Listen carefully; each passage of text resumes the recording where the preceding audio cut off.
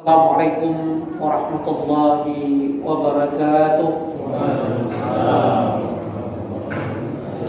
Innal hamdalillah nahmaduhu wa nasta'inuhu wa nastaghfiruh wa na'udzu billahi min shururi anfusina wa min sayyiati a'malina. May yahdihillahu fala mudilla lahu wa may yudlil fala hadiya lahu. Asyhadu an la ilaha illallah wahdahu la syarika lahu wa asyhadu anna Muhammadan abduhu wa rasuluh. Amma ba'd. Ma'asyiral muslimin wal muslimat, ikhwani wa ikhwati fid din, jamaah salat maghrib wa salat ijabah rahimani wa rahimakumullah jami'an.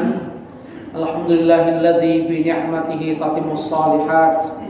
Tsumma alhamdulillah ala kulli hal. Tsumma mutirna bi fadlillahi wa rahmatihi. Semoga kita tidak melupakan dengan kalimat-kalimat di awal mukadimah kajian malam hari ini, kalimat tahmid ketika nikmat Allah sesuai dengan keinginan dan harapan kita, kalimat tahmid yang berkaitan dengan nikmat Allah tapi karena nalar dan akal kita yang tidak sampai, kita menganggap itu bukan nikmat, padahal itu nikmat Allah. Seperti sakit, seperti diuji dengan kesulitan hidup. Hakikatnya orang beriman ketika diuji bisa dua makna. Ini bagian dari rahmat Allah, kasih sayang Allah, juga bisa menjadi bagian teguran dari Allah. Adapun azab bukan untuk orang beriman, bukan untuk hamba Allah. Itu azab adalah terminologi yang ditujukan untuk orang-orang kafir. Jadi sekali lagi saya ingatkan, jangan sampai ketika ada saudara kita sakitnya nggak sembuh-sembuh, ada bahasa kamu sedang diazab. Kita telah berbuat zalim pada saudara kita. Kita telah lulu berlebihan menuduh saudara kita. Padahal sakit itu bisa menjadi rahmat Allah, kasih sayang Allah. Kita pernah bahas tuh, temanya tersenyum saat musibah. Ternyata ada sebuah hadis yang dari Imam Ahmad dan Tirmidzi, di mana Rasulullah SAW menggambarkan orang-orang yang tidak pernah diuji dalam hidupnya dengan kesulitan, dengan berbagai musibah, justru nanti di padang mahsyar mereka menyesal. Mereka minta kembali ke dunia untuk minta diuji tengah kehidupan mereka. Kenapa? Karena mereka melihat saudara-saudara mereka diuji di dalam hidupnya oleh Allah. Mereka hadapi dengan sabar dan ikhlas. Mereka dimuliakan oleh Allah. Gugur dosa-dosanya, dijamin surga, dijauhkan dari azab neraka, diangkat derajatnya. Hakikatnya demikian. Nah, Bapak Ibu rahimakumullah, ini harus kita pahami dengan hakikatnya. Kita harus banyak bertahmid, memuji Allah. Karena yang patut kita dan puji hanya Allah Subhanahu wa ta'ala semata, bukan selain Allah. Dan yang terakhir berkaitan dengan doa sesudah turunnya hujan. Apa itu? Mutirna bi fadlillahi wa rahmatihi. Kami telah diturunkan Allah hujan dengan rahmat dan karunia-Nya, atau dengan karunia dan rahmat-Nya. Hakikatnya demikian. Bapak Ibu rahimakumullah, seorang ulama besar, Hasan Basri rahmatullah alaihi, mengingatkan kita tentang 3 hal di tengah kehidupan kita. Khususnya kita hidup di zaman fitnah. Ya, kasus hukum Omnibus Law itu kita lihat efeknya kemana-mana. Belum lagi PKI, belum lagi kelompok Syiah, belum lagi JIL, jaringan Islam liberal dan sebagainya. Kita sedang di zaman fitnah. Maka 3 nasihat beliau ini perlu kita camkan, perlu kita renungkan, dan mari kita berazam mewujudkan di tengah kehidupan kita semua. Apa kata beliau yang pertama? Aku tidak pernah risau seandainya seluruh manusia di muka bumi ini membenci aku. Yang aku risau kalau Allah membenciku, murka di hadapan. Bisa dipahami kalimat pertama? Ya, karena tanpa disadari, banyak orang dalam kehidupannya dia bukan mengejar ridha Allah, dia hanya mengejar popularitas, dia hanya mengejar status sosial, dia hanya mengejar apresiasi dari manusia, makhluk ciptaan Allah. Dan dia tidak mau tahu apakah Allah telah ridho dengan dia atau belum, dia tidak mau tahu. Yang penting dia good looking di hadapan manusia. Yang penting dia jaga image di hadapan manusia. Apa ciri-cirinya? Bisa kita lihat. Kalau urusan acara kondangan, acara-acara terhormat, dia berpenampilan yang terbaik yang dia miliki. Apa ya namanya wanita? Kalau ada acara-acara besar, itu udah heboh sebulan sebelumnya. Fitting baju, lagi mikir kira-kira yang serasi antara tas, jilbab, pakaian, dia pikirkan matang-matang. Laki-laki juga tidak sedikit yang disebut dengan apa? Laki-laki metropolis. Sudah mulai menjaga image penampilan. Ternyata saya mendengar ada laki-laki juga ada yang namanya anggaran pedikur manikur dan kayak wanita. Untuk laki-laki yang banyak uban sudah ada anggaran namanya semir rambut. Ya, hakikatnya demikian. Sudah ada namanya facial sekarang. Wah, ya. Udah macam demi good looking, good performance. Apalagi sekarang ada istilah apa? Obat anti aging. Apa obat anti aging? Obat anti penuaan. Dan ini sedang heboh di Eropa. Allah, pas saya ke Spanyol itu, saya lihat banyak apotek tulisannya anti aging itu. Ya. Pas saya nyebrang ke Maroko sama juga banyak apotek sedang menjual tentang obat anti aging. Padahal Islam jauh-jauh hari 14 abad yang lalu diajarkan Rasulullah SAW. Siapa yang tahu apa obat anti aging dalam Islam? Nah, siapa yang tahu? Berwudu, apalagi? Betul wudu. Silaturahim. Kan silaturahim panjang umur. Anti aging tujuannya apa? Biar panjang umur, awet muda kan? Ini hakikatnya. Ya selain amal-amal soleh yang lain, bisa baca Quran, sedekah, ya hakikatnya demikian doa. Tapi ini yang kita pahami, maka beliau mengingatkan kita, inilah sosok ulama sesungguhnya. Sosok alim itu dia tidak pernah mengejar dunia. Bahkan dia zuhud dengan dunia. Bahkan kalau orang alim sesungguhnya yang benar-benar KW1 ditawarin dunia, dia tidak terpesona. Biar orang-orang yang memang punya kapasitas untuk di dunia ini dan itu biar urusan mereka, aku biar menjadi lentera di tengah umat yang selalu menyinari dengan ilmu-ilmu yang aku miliki. Inilah sosok alim yang Allah abadikan. Di antaranya pertama dalam surat Fatir, surat 35 di ayat 28. Innama yakhsyallaha min ibadihil ulama. Sesungguhnya manusia yang sangat takut di hadapan Allah para ulama, para alim yang punya ilmu. Ternyata kriteria ulama itu dijelaskan harus memiliki 3 hal. Selain dia memiliki ilmu, dia harus memiliki amal. Karena betapa bahayanya kami yang dititip Allah ilmu tidak beramal, kabura maqtan indallahi an taqulu ma la taf'alun. Celaka seseorang mengatakan sesuatu dia sendiri tidak berbuat. Bahkan Rasulullah SAW menggambarkan orang yang alim tapi dia tidak beramal, dia telah dimasukkan ke dalam neraka, lidahnya terjulur, isi perutnya terburai.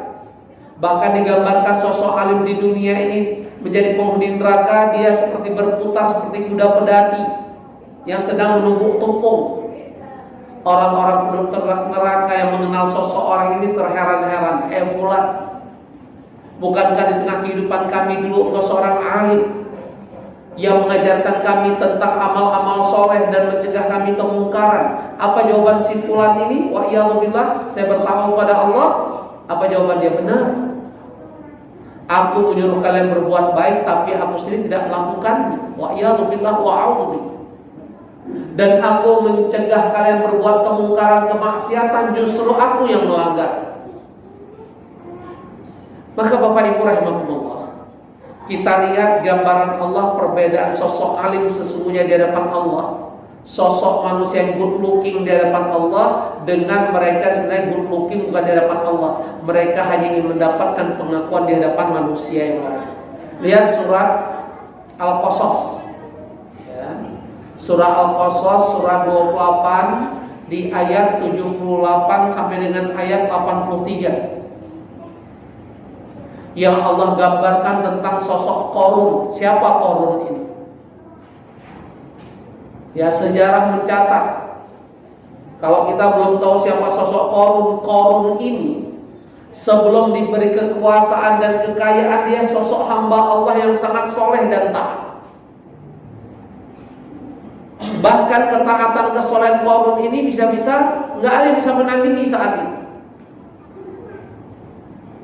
Tapi Qarun ketika memohon kepada Allah, dia meminta kekayaan, meminta kekuasaan, meminta sebuah status sosial. Karena dia dekat dengan Allah, Allah kabulkan. Dan ketika dia mendapatkan dunia, Qarun lupa diri.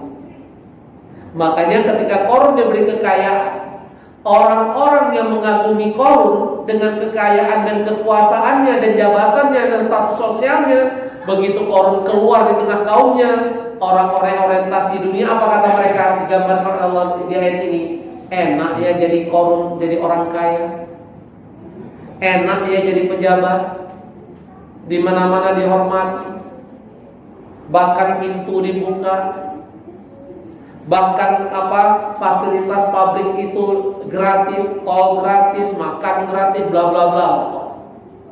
Tapi lihat kata Allah di ayat dan surat ini, orang-orang yang diberi ilmu mereka nggak silau.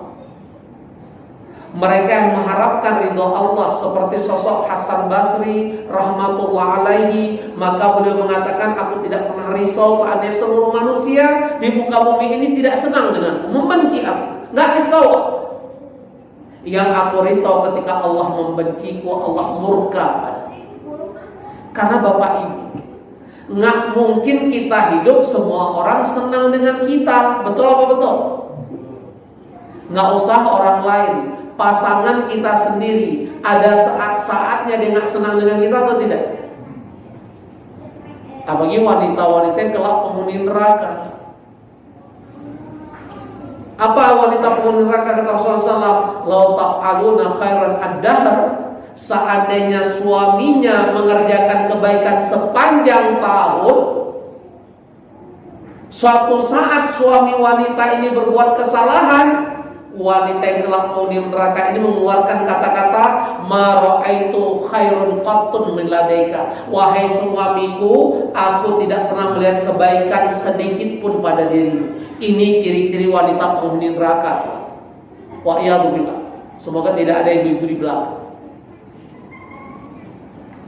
Dan sudah digambarkan oleh Rasulullah SAW dari Sahih Bukhari, penghuni neraka terbanyak laki atau perempuan? Perempuan. Para sahabiah bertanya, kenapa? Apakah kami tidak taat pada Allah ya Rasulullah? Apa kami tidak mendekatkan diri pada Allah ya Rasulullah? Bukan. Penyebab kalian banyak penghuni neraka, takfurna al-ashirat, takfurna al-ihsan, karena kalian banyak ingkar kepada suami kalian dan mengingkari kebaikan suami-suami kalian. Ini penyebab kalian kelak banyak penghuni neraka. Padahal ketika seorang wanita dia melaksanakan sholat, dia menjalankan puasa, dia menjaga kehormatan dirinya, tidak berzina, tidak selingkuh, dan dia taat kepada suaminya, dengarkan ibu-ibu, maka wanita ini berhak memasuki pintu surga dari mana saja yang dia kehendaki. Jadi syaratnya mantap. Bayangkan, jaga sholat. Kira-kira wanita di rumah-rumah tangga ini jaga sholat atau sholatnya banyak yang tidak tepat waktu kira-kira? Istri-istri kita di rumah, kalau adzan berkumandang langsung ambil wudu atau entar dulu? Puasa, ya, banyak wanita di rumah puasa tapi senangnya ikut kajian atau nonton gosip. Puasa, tapi gosip jalan terus, makin digosok makin sik. Apalagi berkaitan gosip terhadap suami orang, makin senang deh. Padahal kok wanitanya mampu menjaga sholat, jaga puasa, yang ketiga menjaga kehormatan. Ingat, arti zina itu kan diawali dengan wala taqrabuz zina, jangan mendekati zina, jangan campur dengan laki orang. Ya, jangan memberi sebuah perhatian khusus kepada suami tetangga. Itu juga bagian dari awal perzinahan. Apalagi ada kata-kata pembandingan. Kok ayah nggak seperti bapak sebelah sih? Kok ayah nggak seperti Pak RT yang lincah bla bla bla. Jadi perbandingan. Nah ini nih nggak bakal mencium arwah surga wanita ini. Dan yang terakhir sosok wanita apa? Yang taat kepada suaminya. Masih ingat nggak Bapak Ibu? Ada 3 golongan. Ternyata sholatnya mereka kerjakan siang malam, sholat mereka, ibadah mereka, doa mereka nggak sampai ke arasnya Allah. Jangankan ke arasnya Allah, walau shibron, sejengkal aja nggak nyampe, kata Rasulullah SAW. Siapa mereka? Masih ingat? Siapa yang tahu? Saya traktir makan soto Betawi. Plus saya nggak capek, nggak perlu doping. Ayo, ada 3 golongan. Ibadah mereka ini nggak sampai ke Allah. Jangankan sampai ke Allah, sejengkalnya nggak nyampe. Walau shibron. Ayo, lupa lagi. Pertama, pemimpin yang rakyat yang dipimpinnya tidak suka dengannya. Bahkan Imam Nawawi menjelaskan pemimpin itu ada 2. Ada pemimpin besar dan pemimpin kecil. Kalau pemimpin kecil tuh levelnya imam sholat, seorang suami dalam rumah tangganya itu imam kecil. Imam besar levelnya ya pemimpin umat, menteri, camat, bla bla bla pokoknya. Nah, ketika orang yang kita pimpin tidak senang dengan kita, maka pemimpin ini sholatnya, ibadahnya tidak diterima oleh Allah, tidak sampai di hadapan Allah. Yang kedua, siapa mereka yang kedua? Ketika seorang istri ternyata suaminya tidak ridho pada dia,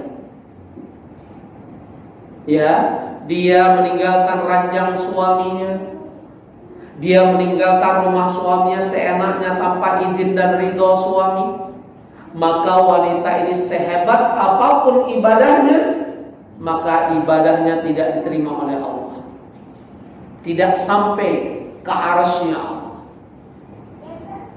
Dan yang ketiga, siapa yang tahu? Ketika 2 orang bersaudara memutuskan tali silaturahim. Hati-hati memutuskan tali silaturahim. La yadkhulul jannata qati'un. Kata Rasulullah SAW dalam Sahih Muslim, tidak akan masuk surga sang pemutus tali silaturahim. Bahkan Allah turunkan surah Ar-Ra'd, surah 13 di ayat 25.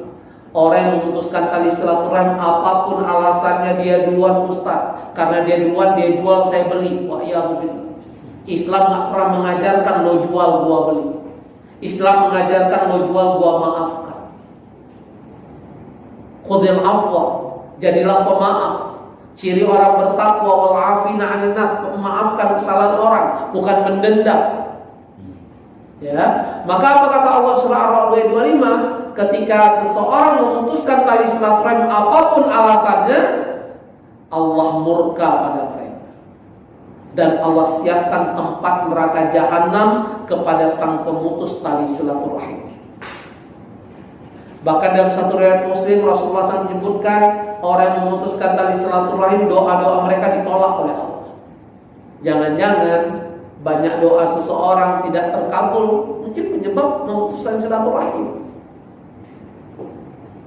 Atau bisa jadi hal yang lain.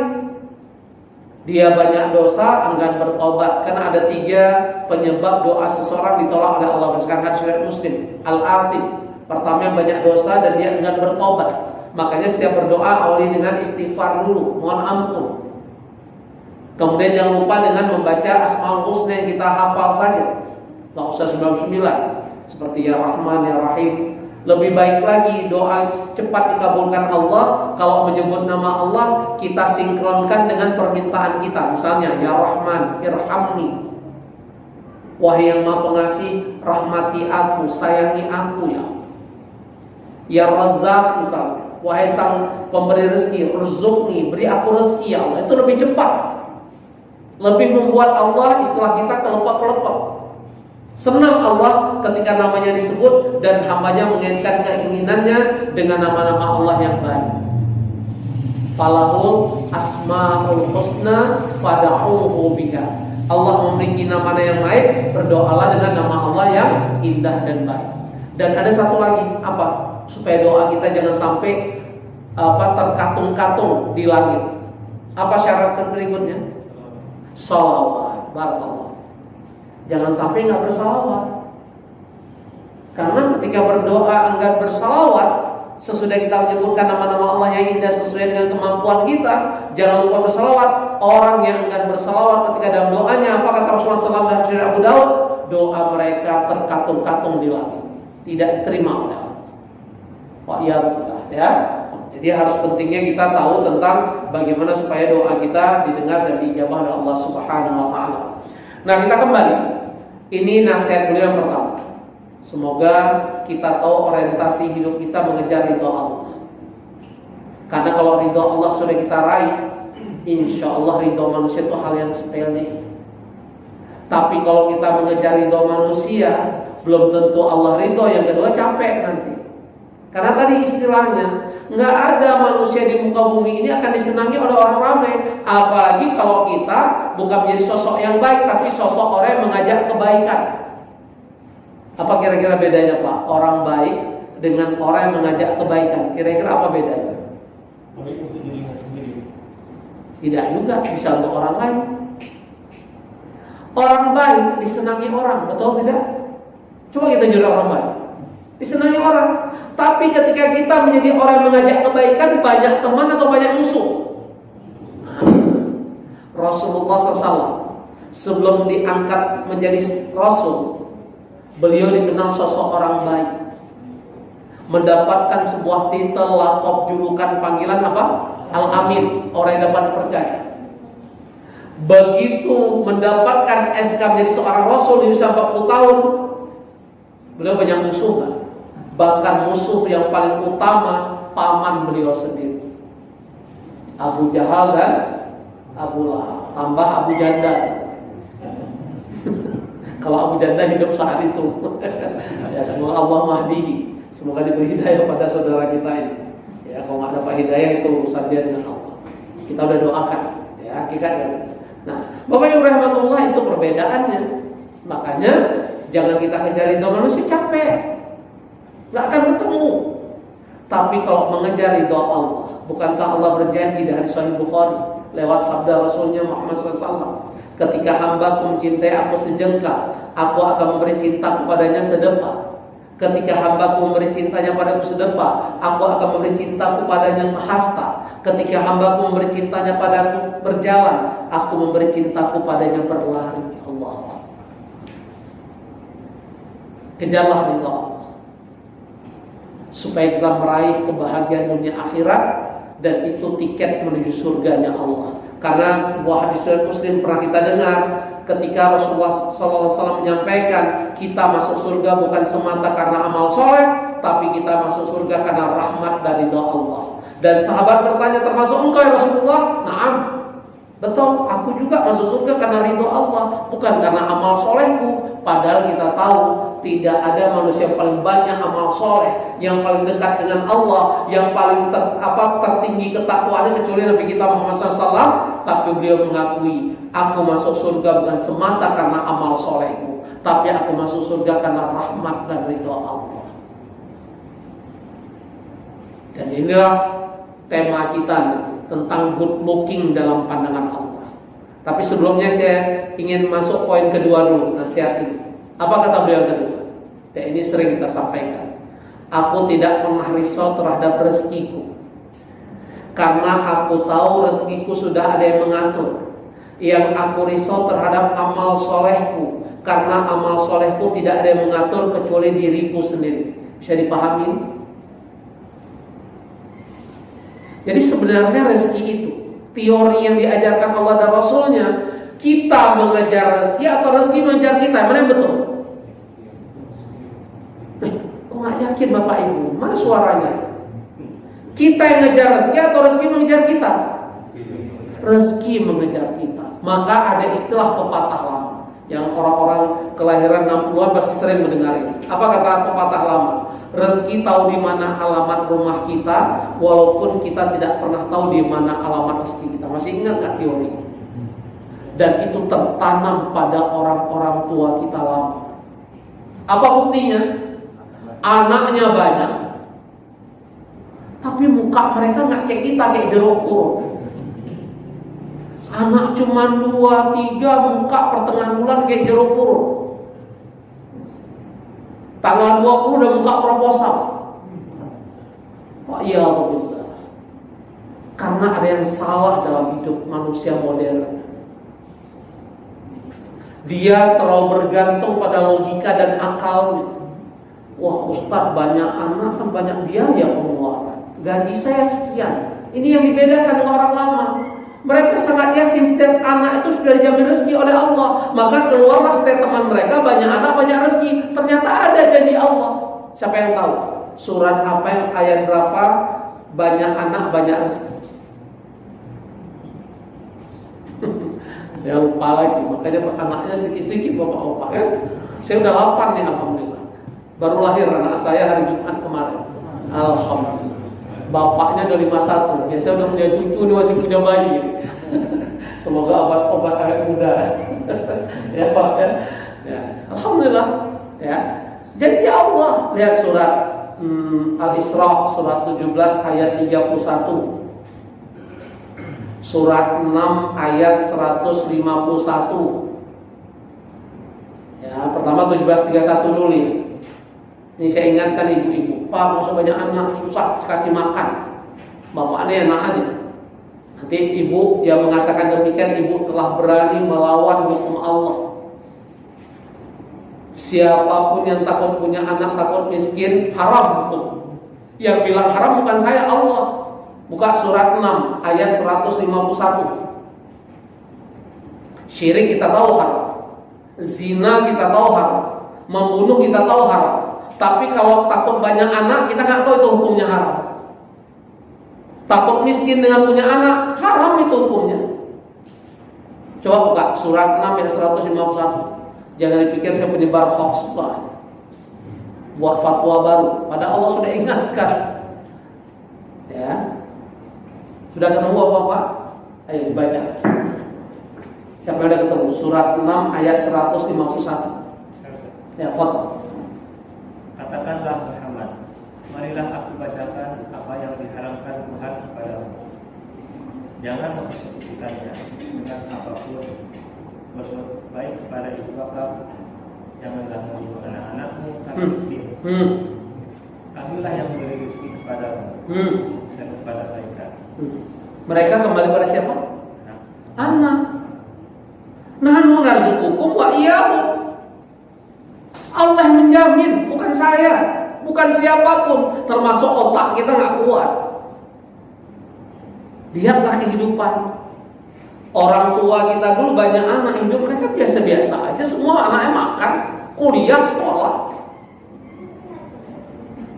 Tapi anak orang sekarang udah perginya pagi-pagi subuh, anaknya belum bangun, pulang ke rumah anak udah tidur, ketemu anak cuman semoga Sabtu Ahad, ya bawaannya udah stres. Ada yang keliru kita ini, karena salah memahami tentang rezeki. Kita udah pernah bahas dulu, masih ingat apa yang 10 pintu rezeki yang dijamin Allah dalam Al-Quran. 10 pintu banyak atau sedikit? Banyak banget. Rezeki yang mengejar kita, bukan kita yang mengejar rezeki. Maka dengarkanlah nasihat beliau ini, seorang ulama besar Hasan Basri rahmatullah alaihi. Apa kata beliau? Aku nggak risau dengan rezekiku, karena aku tahu rezeki sudah ada yang mengatur. Itu sudah dengan surat Hud, surat 11 ayat 6. Wa ma min dabbatin fil ardi illa 'alallahi rizquha. Semua makhluk ciptaan Allah dijamin rezeki oleh Allah. Bahkan Allah tegaskan lagi dalam surat Al-Ankabut, surat 29 ayat 60. Wa ka'ayyin min dabbatin fil ardi la tahmilu rizqaha Allah yarzuqu wa iyyakum. Betapa banyak makhluk ciptaan Allah di muka bumi tidak mampu mendatangkan rezeki untuk dirinya, tapi Allah mendatangkan rezeki untuk mereka. Tolong saya beritahu, pernah Bapak Ibu lihat orang gila badannya kurus kering sehingga mati kelaparan? Siapa yang pernah lihat? Yang sering saya lihat orang gila tuh gendut-gendut. Yang hebatnya siapa Bapak Ibu pernah lihat orang gila makan dari tong sampah jadi diare? Siapa yang pernah lihat? Siapa di antara Bapak Ibu yang pernah mendengar berita dari gugus tugas COVID-19, sekelompok orang gila kena COVID-19? Siapa yang pernah dengar berita ini? pada mereka nggak kenal 3M. Kita heboh dengan ini. Saya nggak mengatakan kita tidak boleh, cuman inilah yang Allah janjikan. Makhluk-makhluk tidak mampu datang ke rezeki mereka, Allah datangkan rezeki, termasuk cicak. Pada rezekinya nyamuk. Kalau pakai akal, wah cicak kita itu pada kurus kering.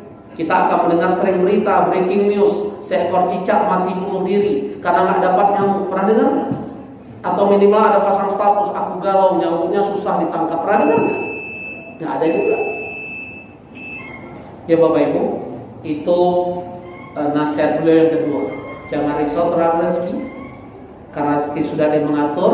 Yang perlu kita risau, udah banyak amal soleh belum? Kalau ajal datang udah siap belum? Padahal siap atau tidak siap, yang namanya ajal datang, nggak mungkin kita minta amnesti. Jangan sekarang ya Allah, hamba tidak siap. Ini yang perlu kita risau. Apalagi kita kalau Allah masih di tengah pandemi COVID-19 yang belum ada tanda-tanda landai. Apakah itu hoax? Apakah dimaaf berita? Wallahu a'lam. Intinya kita pahami ajal itu sangat dekat dengan kehidupan. Maka harusnya itu yang kita risau. Sudahkah kita siap ketika ajal itu datang? Sudahkah kita siap yang Allah nyatakan tidur kita malam ini? Dan tidur kita hakikatnya setiap malam sama dengan kita menghantarkan diri kita menuju kematian. Coba lihat surah Az-Zumar, surat 39 ayat 42. Ternyata tidur yang menurut kita nikmat biasa saja, sehingga orang banyak tidur seenaknya depan TV, nggak berwudu dalam keadaan ini dan itu. Padahal Allah ingatkan tidur itu sama dengan kematian.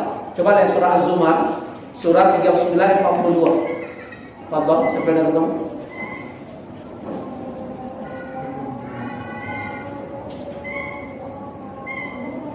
Ada yang ketemu? Ya, Allah memegang nyawa seseorang pada saat kematiannya dan nyawa seseorang yang belum mati ketika dia tidur. Nah, catat. Jadi ketika kita tidur, roh kita dalam genggaman Allah. Kalau Allah berkehendak dikembalikan roh ke jasad kita. Kalau Allah nggak berkehendak, kayak tak gendong. Masih ingat pemilik lampu tak gendong? Tidur lagi, bangun lagi, tidur beneran. Siapa dia namanya? Emang kalau nama-nama itu apa? Ya, coba tidur bangun tidur, tapi kan tidur itu apa kata Allah? Kita dalam genggaman Allah. Makanya doa bangun tidur, alhamdulillahilladzi ahyana ba'dama amatana wa nusyur. Nah Bapak Ibu, ini nasihat beliau sangat indah. Nggak perlu risau dengan rezeki, sudah ada yang ngatur. Mau banting tulang gimana pun kalau Allah belum memberi rezeki kita, nggak bisa. Tapi orang yang duduk aja seperti Imam Malik berdebat dengan Imam Syafi'i, kita masih ingat kan tentang masalah buah yang diberikan oleh Imam Syafi'i pada Imam Malik. Kata Imam Malik, aku dari tadi duduk di sini nggak ngapa-ngapain, dapat juga buah dari kamu, kan gitu. Kata Imam Syafi'i, aku dapat buah karena aku usaha bantu orang lagi panen. Nah, tapi para ulama ini yang kita samakan dengan kita hari ini. Seperti kelompok tertentu, kenapa ke masjid tinggalin keluarga, udah saya tawakal pada Allah. Ini tawakal yang keliru juga. Makanya pentingnya sinergi, sebuah keseimbangan antara namanya doa, ikhtiar, dan tawakal. Jangan sampai jomplang, nggak saling terkaitan, punya sinergitas antara tiga perkara ini, antara doa, ikhtiar, suruh usaha, dan yang terakhir bertawakal, berserah total pada Allah Subhanahu wa taala. Dan nasihat yang ketiga, kita persingkat. Apa kata beliau yang ketiga yang perlu kita renungkan bersama sehingga kita lebih nyaman menghadapi kehidupan ini? Kalau kamu ingin terkenal di hadapan manusia, siap-siap tidak terkenal di hadapan Allah. Dan kalau kamu ingin terkenal di hadapan Allah, siap-siap tidak terkenal di hadapan manusia. Arti siap-siap bukan berarti sesuatu yang pasti 100%. Perlu kita pahami, orang yang mengejar terkenal di hadapan manusia Tidak sedikit mereka menabrak aturan Allah. Betul apa betul? Jadi pejabat negeri ini pakai modal atau gratis? Mau pakai partai apapun yang mengaku partai Islam bermodal. Ada istilah mahar. Kalau Bapak Ibu masih ingat kasus Pak Adang Doro jatuh, dengan terang-terangan beliau mengungkapkan menjadi gubernur DKI, diusung oleh partai tertentu. Beliau ngaku beliau keluar modal 40 miliar nggak jadi, hilang aja begitu. Kira-kira kita ada uang 40 miliar ngapain? Pak Eri udah ketawa ya. Ya, kita punya uang 40 miliar mau ngapain? Betul kan? Ini hanya hilang gitu. Level presiden lain lagi, udah triliunan. Terkenal, tapi di mata Allah dengan cara-cara begitu terkenal, gak bakalan. Sebaliknya ingin terkenal di hadapan Allah, istiqomah, zuhud, berbeda dengan lingkungan.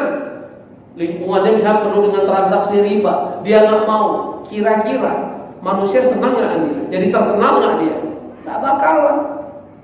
Maka pentingnya kita memahami, kita good looking di hadapan Allah. Wa ma umiru illa liya'budullaha mukhlishina lahuddin. Orientasi hidup kita hanya mengejar ridha Allah. Kita harus menampilkan good looking hanya di hadapan Allah. Adapun di hadapan manusia serahkan pada Allah. Karena janji Allah, wa may yatawakkal 'ala Allah fa huwa hasbuh, dan surah At-Talaq ayat 3, siapapun yang hidupnya bertawakal, menyerah diri totalitas pada Allah, dia berbaik sangka, dia yakini dengan kehendak dan ketentuan Allah, janji Allah mencukupkan kehidupan orang itu. Suatu saat dia akan meraih good looking di hadapan manusia, pada dia niatnya hanya mencari ridha Allah. Tapi Allah yang menjanjikan, "Mayattaqillah yaj'al lahu makhraja wa yarzuqhu min haitsu la yahtasib." Nah, Bapak Ibu, kita baru masuk tema. Apa kriteria sosok manusia yang good looking di hadapan Allah? Bahasa Allah, ternyata good looking itu adalah ibadur rahman. Wa ibadur rahman, surat apa? Ayat 63. Wa ibadur rahman alladzina yamshuna 'alal ardi hauna wa idza khatabahumul jahiluna qalu salama.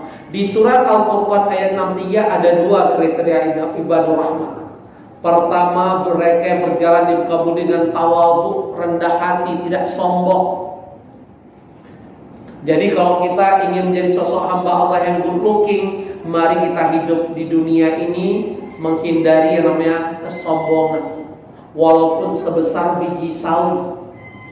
Apa kesombongan yang menyebabkan seseorang tidak bisa masuk surga? Kata Rasulullah SAW, la yadkhulul jannata man kana fi qalbi mithqala dzarratin min kibrin.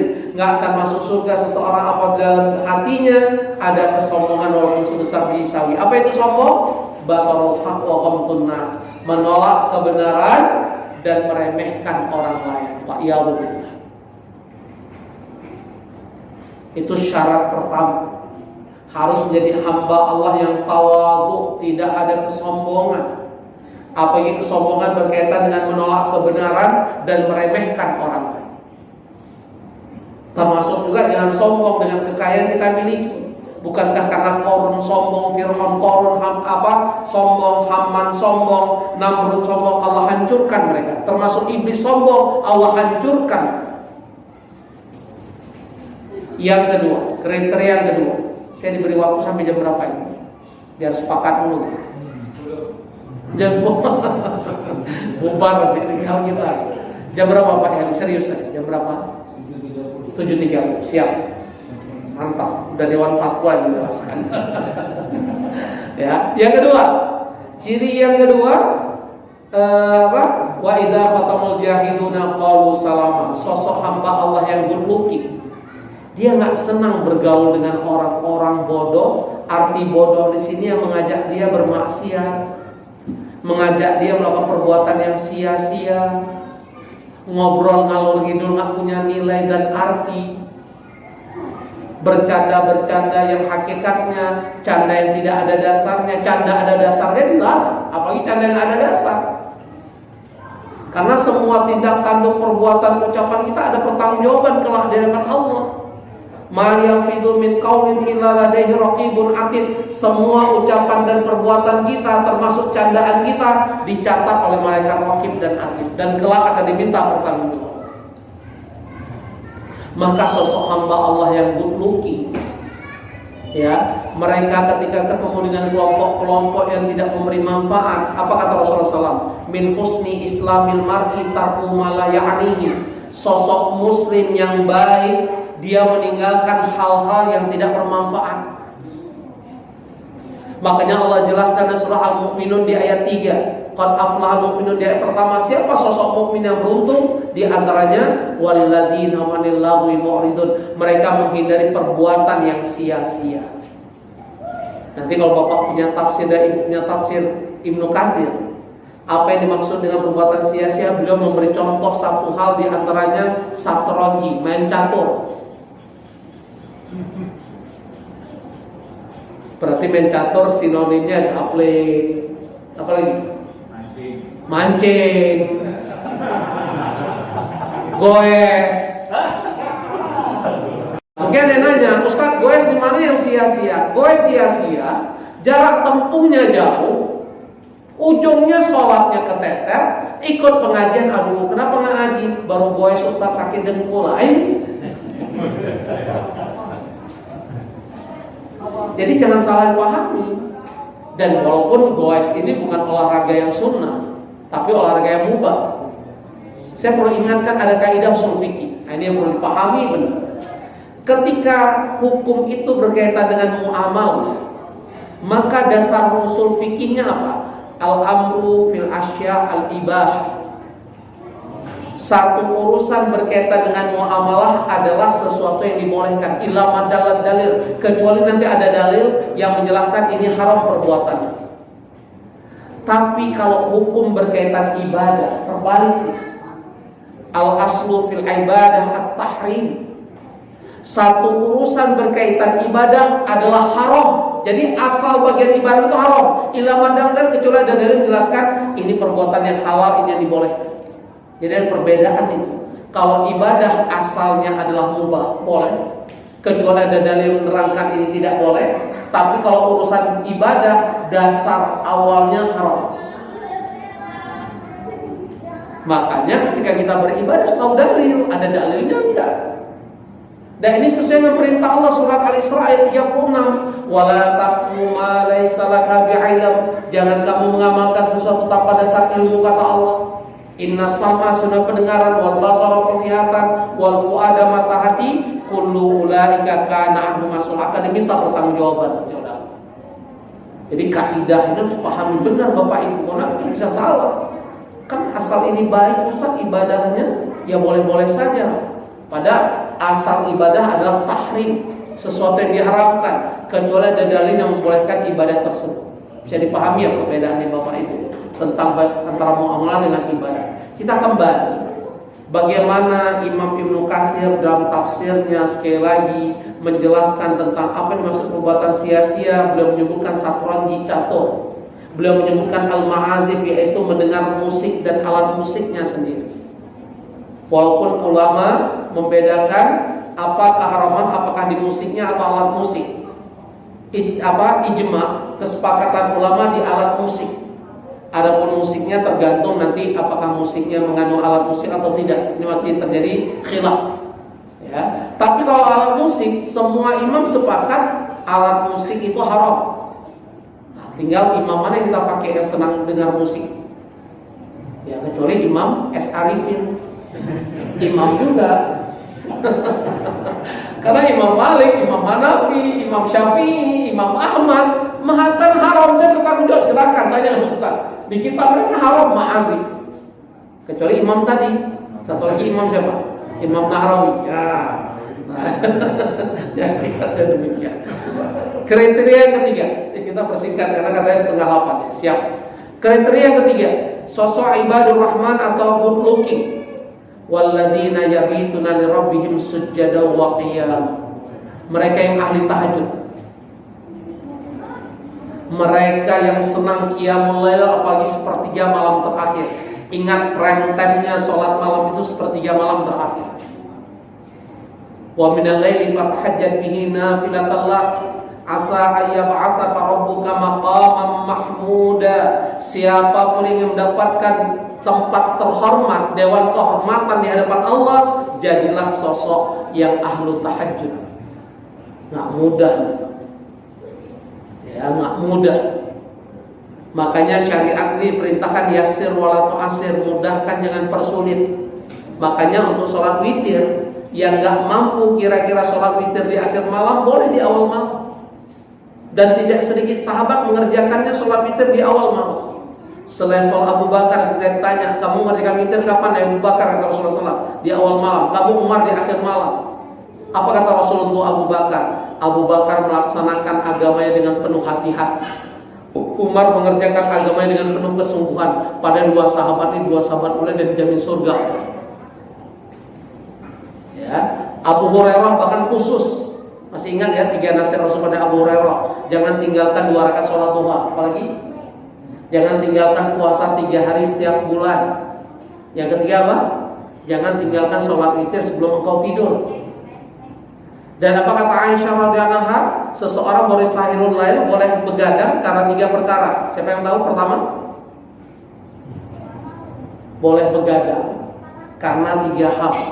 Di luar 3 hal ini berarti makruh atau yang dibenci. Pertama siapa? Mereka yang talibul ilmi, sedang menuntut ilmu. Makanya Abu Hurairah, karena beliau perawi hadis terbanyak, Abu Hurairah adalah sahabat yang sangat gemar menuntut ilmu. Nasihat Rasul untuk Abu Hurairah, jangan engkau tinggalkan sholat witir sebelum engkau tidur. Karena khawatir kalau dalam malam menuntut ilmu pasti lewat kan? Itu contoh demikian. Yang kedua, siapa? Orang yang sedang safar. Karena orang safar kan nggak tahu kapan waktunya dia nyampe. Yang ketiga siapa? Candanya suami istri. Kok yang ketiga juga bisa lupa sih? Apa udah expired semua? Contohnya. Yang ketiga boleh begadang, candaannya suami istri. Itu yang boleh. Jadi ciri yang ketiga mereka yang ahli tahajud. Yang keempat, walladzina yaquluna rabbana srif 'anna 'adzaba jahannam inna 'adzaba kana gharama inna sa'at mustaqarra muqama. Mereka yang selalu berdoa dijauhkan dari azab neraka. Banyak berdoa. Bahkan Rasulullah SAW menuntun kalau kita berlindung pada Allah dari azab neraka, minta dijauhkan dari azab neraka. Neraka apa? Jahannam. Kalau minta surga apa? Firdaus. Jadi nggak boleh kita minta surga, ya Allah, hamba minta surga di emperan juga boleh ya? Nggak boleh. Minta yang terbaik. Ya Allah, nggak apa-apa masuk neraka walaupun sehari, mana tahu ketemu artis idola, nggak boleh. Ya, cari pengalaman neraka, ya Allah, nggak boleh minta demikian. Ya, minta surga terbaik Firdaus, minta perlindungan dari neraka, minta perlindungan dari neraka Jahannam. Karena neraka Jahannam ini kata Rasulullah SAW, azab yang paling ringan pada seorang penghuni neraka Jahannam baru kena memakai terompah atau kena uapnya otak seseorang meleleh mendidih. Orang ini berpikir yang mendapatkan azab paling berat, maka dia mohon pada Allah, ringankan azabku ya Allah. Padahal itu azab paling ringan untuk penduduk neraka, paling ringan, nggak ada lagi lebih ringan.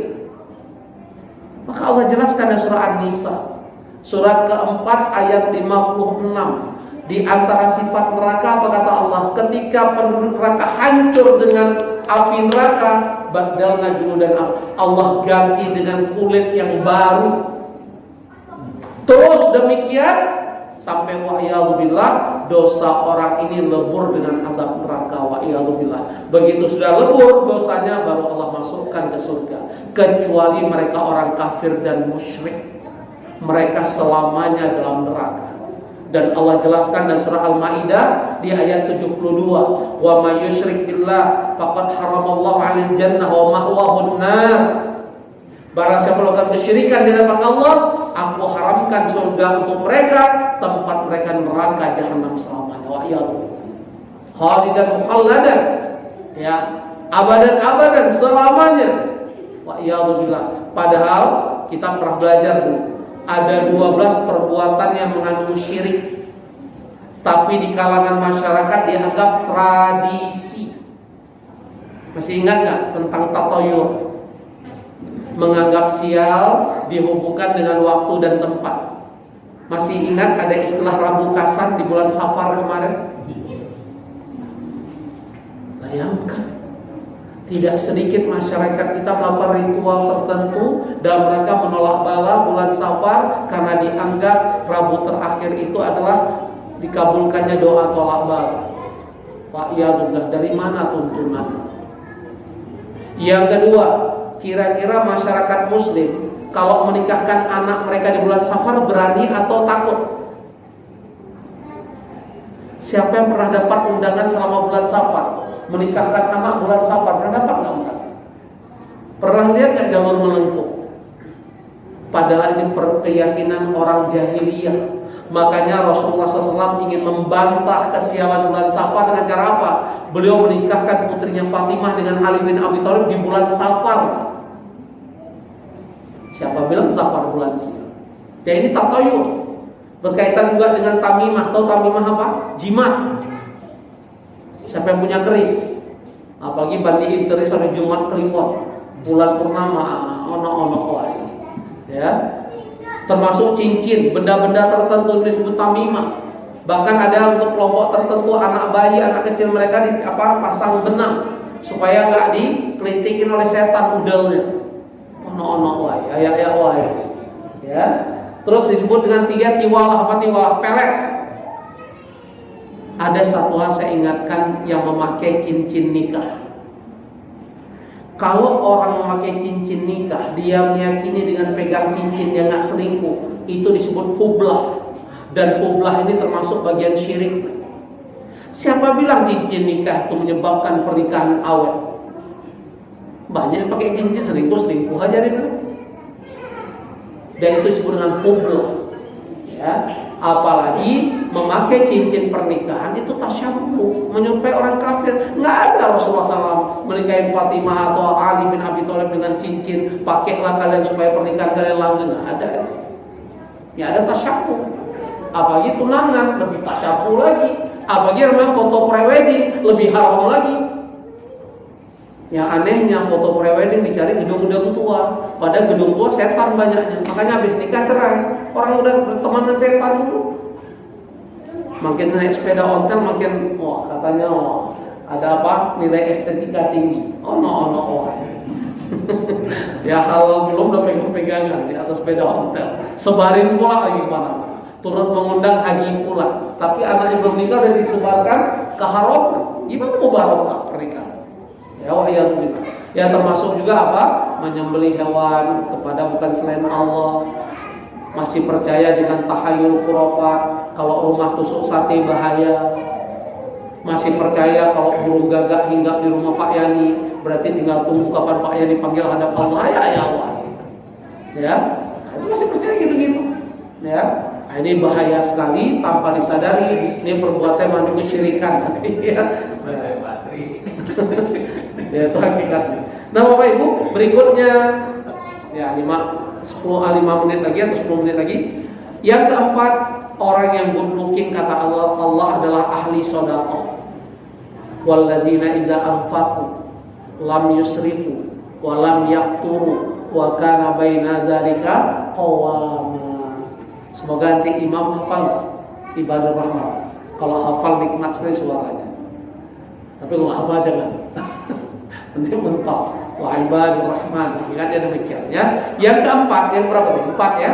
Yang keempat mereka yang ahli sedekah. Yang kelima, walladzina la yad'una ma'allahi ilahan akhar. Mereka tidak menyembah pada selain Allah. Berarti sosok good looking, mereka beribadah kepada Allah semata, tidak melakukan kesyirikan. Dalam bentuk apa? Baik itu syirik besar maupun syirik kecil. Berikutnya, ya, wala yaqtuluna nafsal lati haramallahu illa bil haqq. Mereka tidak pernah membunuh. Ingat, membunuh satu nyawa dengan sengaja. Faka'an nama yuqatilin nasa jami'a. Seolah-olah dia telah membunuh seluruh makhluk di muka bumi. Betapa banyak dosa. Makanya Qabil itu dia membunuh saudaranya Habil, ya. Itu berarti semua pembunuhan di muka bumi sampai kiamat Qabil akan menanggung dosanya karena dia memulai pertama memberi contoh pembunuhan. Dan saya ingatkan hadis Bukhari. Bagaimana Ustadz kalau orang yang terbunuh? Apakah pembunuh hanya dia yang masuk neraka, yang terbunuh tidak? Kita dengarkan hadis Sahih Bukhari. Al-qatil wal maqtulu finnar. Pembunuh dan yang terbunuh sama-sama dalam neraka. Sahabat heran bertanya, mal maqtul ya Rasul? Kenapa orang yang terbunuh masuk neraka? Bukan hanya si pembunuh. Apa jawaban beliau? Bukankah yang terbunuh ketika dia hidup juga ingin membunuh saudaranya? Kan kalau orang bertikai kan ingin saling membunuh, betul ya? Tinggal mana yang kalah. Jadi jangan sekali-sekali mengangkat senjata, memainkan namanya pisau. Ada hadis riwayat Bukhari, saya nggak perlu hafal redaksinya, tapi intinya barang siapa mengangkat yang senjata tajam kepada saudaranya, syaitan akan melincirkan tangannya. Makanya jangan sekali-sekali kok marah nunjuk-nunjuk pakai pisau, pakai gunting, pakai apapun, haram itu. Karena syaitan. Ya, kira-kira demikian. Jangan sampai wa'iyallah tangan kita dikotori pernah memukul atau apalagi levelnya membunuh. Makanya apa kata Allah dalam surah Al-Baqarah di ayat 178? Ya ayyuhalladzina amanu kutiba alaikumul qisas fil qatl. Hai orang beriman, diwajibkan kepada kamu untuk menegakkan hukum qisas di dalam pembunuhan. Di ayat berikutnya apa jaminan Allah ketika suatu negeri, suatu kaum menegakkan hukum qisas, nyawa dibayar nyawa, patah gigi dibayar patah gigi dan sebagainya. Apa jaminan dari Allah? Walakum fil qisasi hayatun ya ulil albab. Kalau suatu negeri menegakkan hukum qisas, nyawa dibayar nyawa, pasti akan ada yang namanya sendi kehidupan di tengah masyarakat mereka. Karena orang nggak sembarang menghilangkan nyawa. Hari ini coba, begitu hilang nyawa orang, dianggap pelakunya gila. Enak kan sekarang? Bagaimana kasus Syekh Ali Jabir yang ditusuk? Kemana tuh kasusnya? Kemana kasus-kasus yang lain? Karena negeri ini tidak menerapkan yang namanya perintah Allah, walakum fil qisasi hayatun ya ulil albab. Buka itu surah Al-Baqarah di ayat 179. Atau buka coba 178 179. Supaya lingkungan ini naudzubillah kita tidak pernah mendengarkan, baik kita masa hidup maupun generasi anak-anak kita, terjadi pembunuhan antara tetangga atau antara warga, antara RT RW hanya satu persoalan. Jakarta ya, namanya Kuitang, namanya daerah mana, itu tahu ada yang terjadi. Ya, wah ya alhamdulillah. Maka harus kita jaga ya kondisi yang kondusif ini dengan cara apa? Tingkatkan keimanan, pahamkan tentang agama, meneteskan satu darah saudaranya haram hukum kalau tanpa hak. Ya. Ada 3 dibolehkan membunuh. Pertama, menegakkan hukum qisas, itu boleh dibunuh. Yang kedua, berkaitan dengan seorang laki-laki yang sudah menikah atau pernah menikah, dia berzina. Namanya apa? Hukum apa membunuh laki-laki ini? Rajam. Kan hukum rajam itu caranya bagaimana? Orang yang berzina yang sudah menikah atau pernah menikah, ya, dia dimasukkan dalam satu lubang, tinggal kepalanya doang. Qadi atau al-gojo yang diperintahkan oleh hakim untuk mengeksekusinya, maka cara mengeksekusinya dilempar dengan batu kerikil kecil sampai orang itu mati, baru gugur dosa zinanya. Wah, ya Allah. Yang ketiga, siapa yang tahu? Dalam agama syariat Islam ini boleh membunuh karena berkaitan dengan murtad. Tapi karena negeri ini tidak mengenal hukum Islam, orang murtad yang dibunuh pula, masuk penjara kita. Ya, ini hanya sekedar wacana keilmuan saja. Pertama berkaitan hukum qisas, yang kedua berkaitan dengan hukum apa tadi, zina orang yang sudah menikah atau pernah menikah, yang ketiga berkaitan dengan riddah atau murtad. Ya. Berikutnya good looking, udah habis satu lagi ya, biar lengkap. Wala yaznun, orang yang tidak pernah berzina.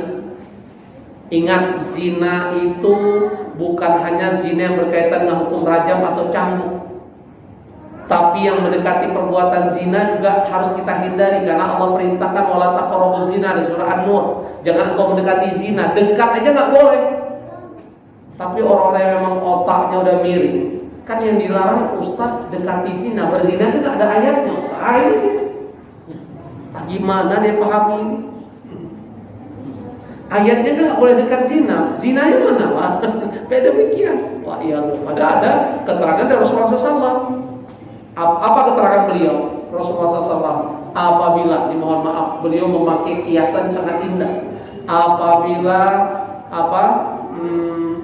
Apabila gayung telah masuk ke lubang sumur, baik dia keluar maupun tidak keluar, ini zina yang berkaitan dengan hukum cambuk dan rajam.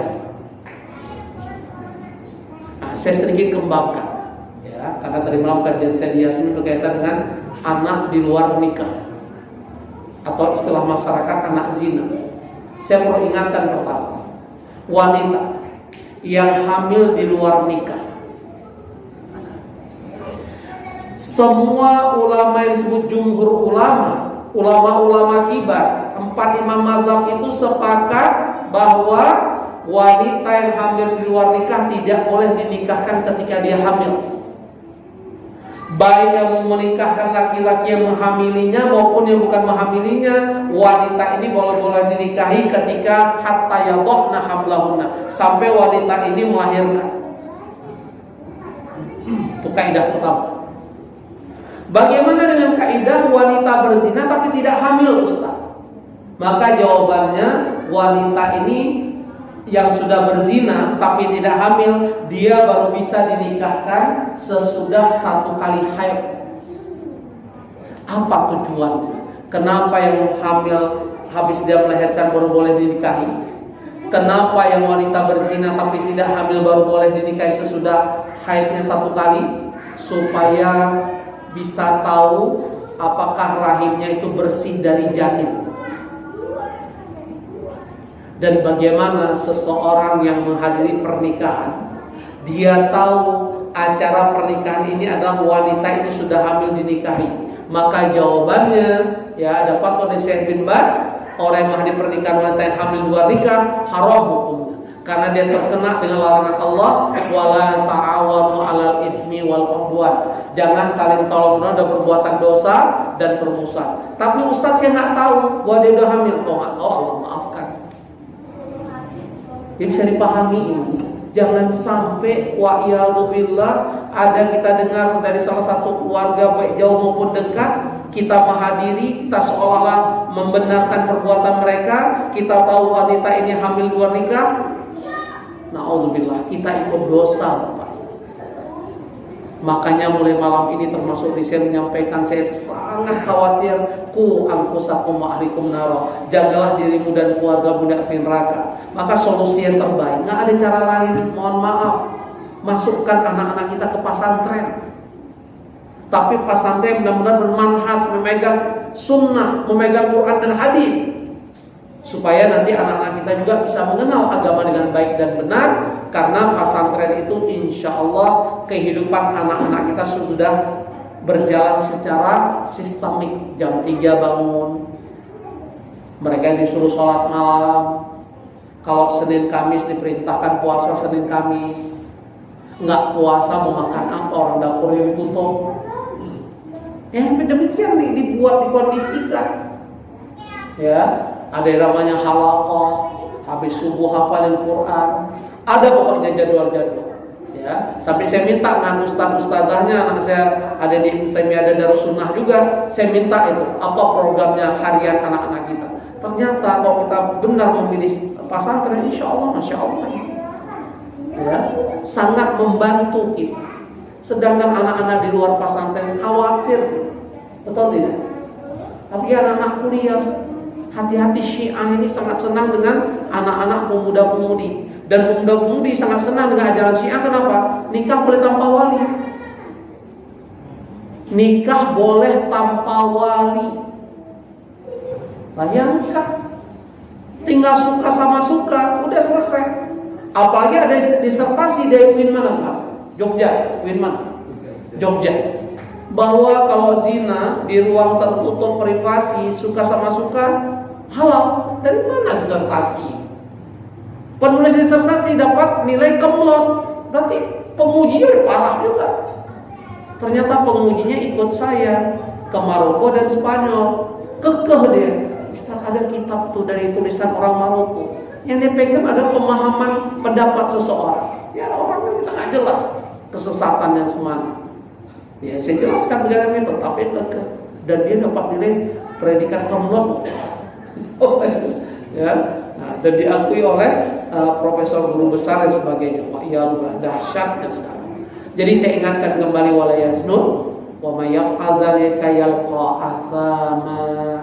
Barang siapa yang menyembah selain Allah, melakukan kesyirikan, membunuh, berzina, berarti dia telah melakukan dosa-dosa besar. Ya. Yudha'af lahul 'adzabu yaumil qiyamah wa yakhlud fihi mu'ana. Mereka ini kelak dari kiamat akan diazab berlipat-lipat ganda.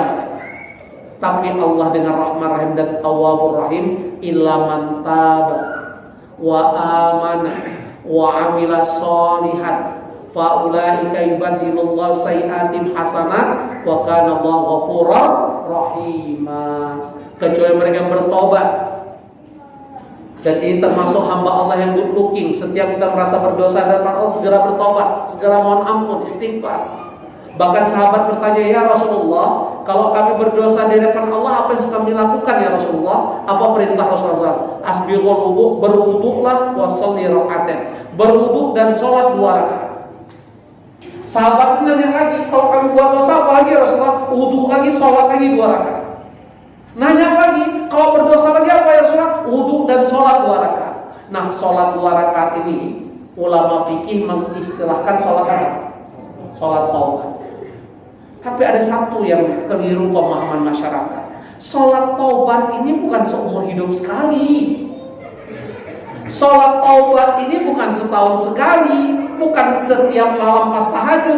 Sholat taubat ini kaidahnya kepada hadis tadi, setiap kita merasa berdosa di hadapan Allah segera bertobat. Apa jaminannya? At-taibu minadz-dzambi kama la dzamba. Hadis dari Muslim.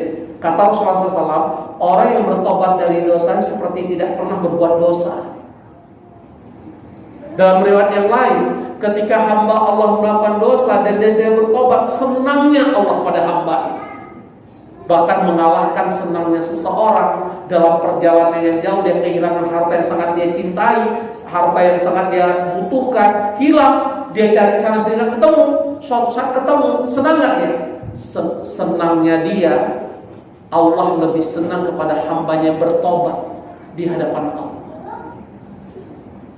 Makanya Allah berjanji, sebanyak apapun dosa yang pernah dilakukan seseorang, kalau dia bertobat dengan tobat nasuha, selama ajalnya belum sampai kerongkongan, selama matahari tidak terbit dari sebelah barat, artinya datang kiamat, diterima tobatnya oleh Allah. Lihat surah Az-Zumar ayat 53. Qul ya ibadiyalladzina asrafu ala anfusihim la taqnatu min rahmatillah. Hai hamba-hambaku yang telah melampaui batas, sebanyak apapun dosamu, maka jangan putus asa dari rahmat dan ampunan Allah. Karena waktu saya hanya memberi kuis, apa zikir menjelang tidur supaya dosa-dosa kita sebanyak puing di lautan diampuni oleh Allah.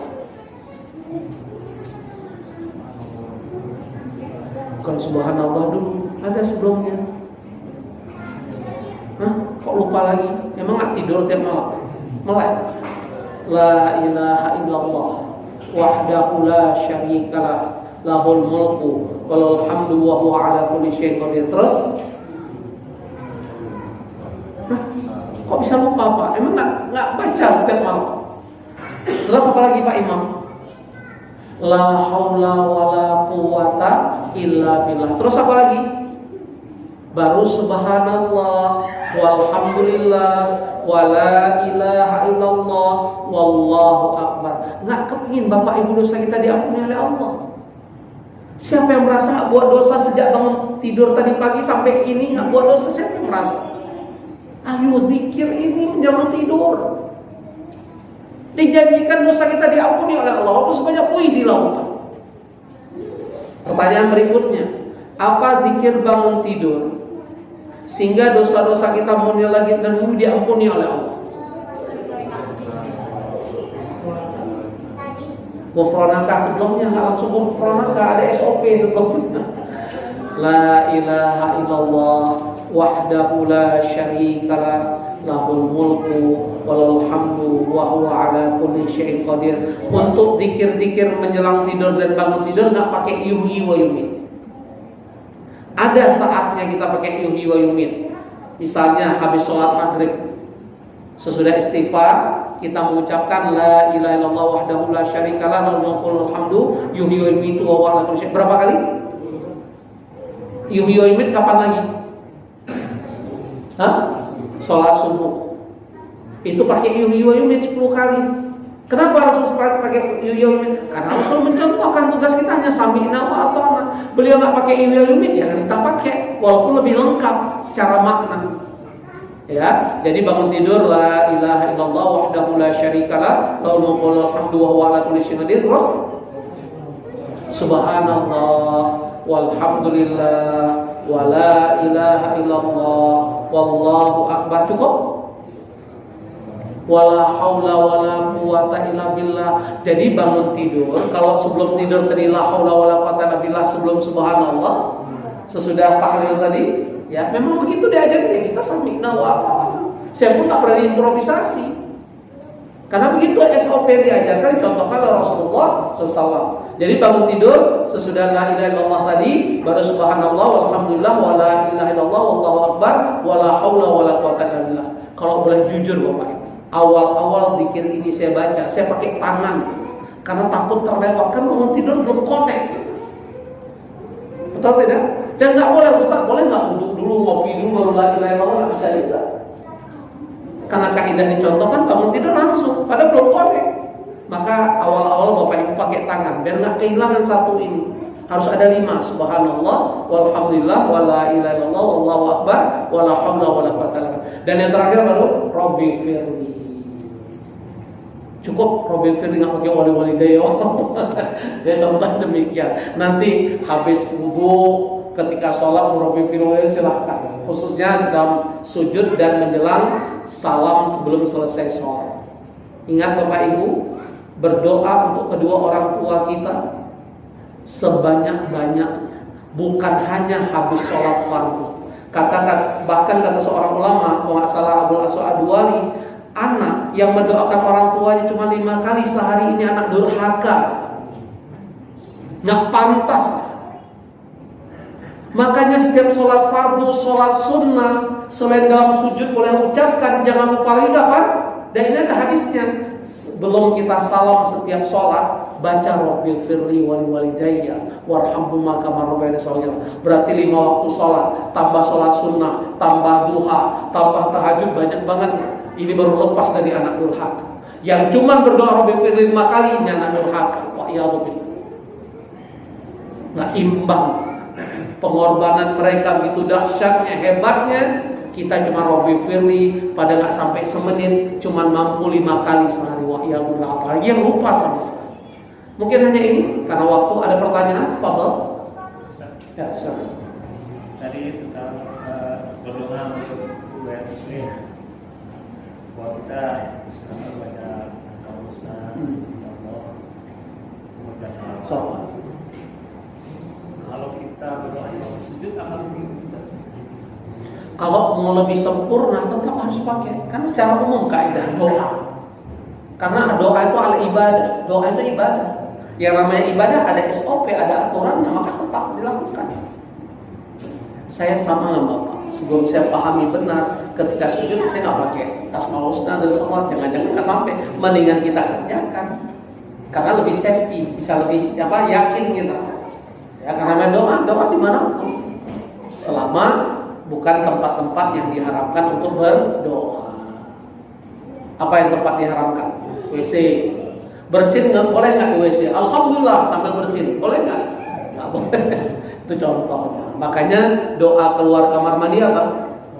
Ghufranaka. Kenapa doa bangun tidur Rabbil firli? Karena ketika tidur, ketika kita di kamar mandi, kita lalai nggak bisa berzikir pada Allah. Makanya mohon ampun kepada Allah. Itu kaidahnya.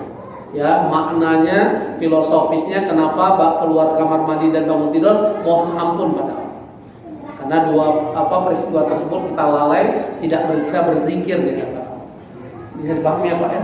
Jadi dalam sujud, dalam doa apapun, sebutkan nama Allah yang indah, Asmaul Husna, jangan lupa bersalawat, baru mohon pada. Ya, bahkan diingatkan oleh Rasulullah SAW, aqrabul abdi rabbi wa wasajidun fa'aktiru du'a fihi. Sedekat-dekat seorang hamba di hadapan Allah ketika dia sujud, perbanyaklah doa dalam sujud.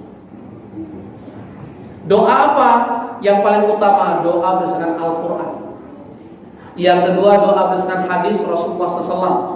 Yang ketiga doa yang dikarang para ulama yang muktabar, yang diakui akan keulamaan dan kesolehan mereka. Dan yang ketiga boleh doa sesuai dengan harapan kita. Dan sebagian ulama termasuk jumhur ulama mengatakan doa dalam sujud berbahasa kita, berbahasa kita pahami, dibolehkan asal di dalam hati. Jadi sangat dimudahkan sudah. Banyaklah doa dalam sujud. Bahkan termasuk golongan yang doa mereka dikabulkan oleh Allah siapa? Doa orang tua kepada anak. Ayo banyak berdoa untuk anak-anak ini. Mereka butuh bantuan kita. Di antaranya doa, bukan hanya materi. Betapa banyak anak hari ini kita beri materi, kita sayang-sayang. Bahkan ada istilah mereka lebih bos dibanding bapaknya karena tidak didoain yang baik-baik, tidak dikasih dengan harta yang halal. Wa iyyazubillah. Mereka bisa menjadi orang tua, menjadi budak di hadapan anak-anaknya. Dan ini tanda akhir zaman. Walatil ammatu rabbaha. Ketika malaikat Jibril bertanya dari Sahih Bukhari dan Muslim, mata sa'ah ya Muhammad, kapan kiamat datang? Apa jawaban Rasulullah SAW? As-sa'il a'lam minal mas'ul. Orang yang bertanya lebih paham dibanding orang yang ditanya. Maka Rasulullah SAW menjelaskan tentang tanda kiamat. Di antaranya apa? Walatil ammatu rabbaha. Ketika budak melahirkan tuannya. Apa kata ulama makna ini? Ketika banyak orang tua menjadi budak di hadapan anak-anaknya. Wa iyyazubillah. Sudah merasa belum? Mana lebih ngebos, bapaknya atau anaknya? Sampai demikian. Wa iyyazubillah. Semoga tidak ada pada generasi kita, anak-anak kita. Dan itu berat, tidak mudah. Makanya saya katakan, saya arahkan, masukkanlah anak dunia pesantren supaya mereka ada sebuah bi'ah, lingkungan milieu yang mendukung mereka memahami agama. Walaupun mungkin tidak ada jaminan juga, memang betul. Tanya yang punya anak-anak pesantren, begitu libur di rumah berbeda dengan orang. Ya, pertama favoritnya TV, HP dulu itu. Ya, kepala bisa hilang. Nah, itu contoh. Tapi minimal kita sudah terus berusaha. Ada lagi pertanyaan lain? Tidak ada? Ya, mohon maaf kalau tidak ada. Cukup ya. Kita tutup dengan doa kafaraat majelis. Subhanakallahumma bihamdika asyhadu an la ilaha illa anta astaghfiruka wa atubu ilaik. Al-afwu minkum, mohon maaf segala kekurangan saya. Ila liqa' ma'as salamah fastabiqul khairat. Assalamualaikum warahmatullahi wabarakatuh.